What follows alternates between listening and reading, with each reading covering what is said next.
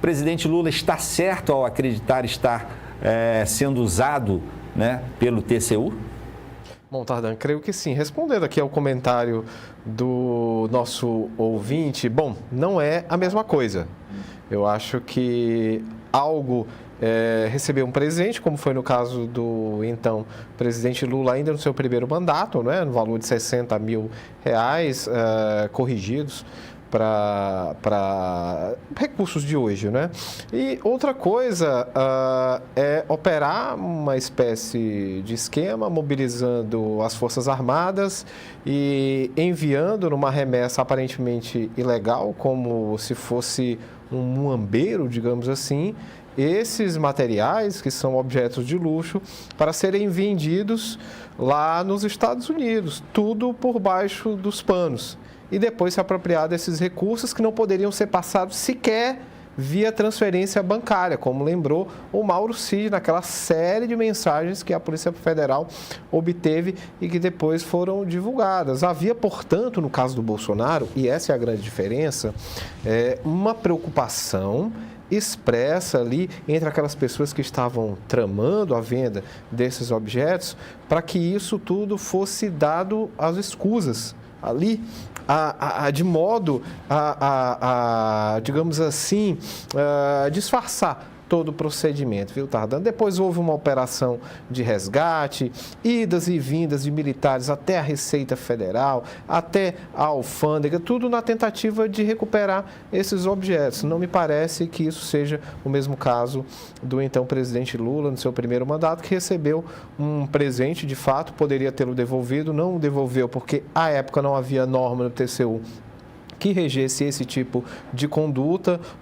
Essa norma só passou a existir a partir de 2016, entendeu? Em 2023, o TCU determinou que Bolsonaro devolvesse esses itens por considerá-los personalíssimos. E agora o próprio TCU reviu o seu posicionamento, né? Então, o próprio TCU, como já falei, tem estado perdido em relação a um entendimento. Ora pode, ora não pode. Bom, a gente sabe que lá no TCU há de fato uma ala bolsonarista, se não bolsonarista, pelo menos indicada pelo ex-presidente, muito simpática às suas posições. A leitura do Planalto é de que isso cria uma espécie de saia justa. Ora, claro que cria. Se o Lula devolver o relógio, vai municiar a oposição bolsonarista, que vai dizer, olha, eu estava certo. O Lula tinha itens que precisariam ser devolvidos.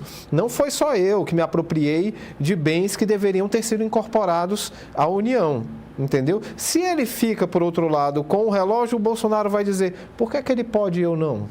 Entendeu? Então, de uma maneira ou de outra, o bolsonarismo vai sair ganhando nessa história. Exatamente. Vai faturar politicamente e vai sair ganhando nessa história. O problema todo foi a decisão do TCU. Entendeu? Mas, Henrique, na sua opinião, Lula deve ou não devolver o relógio?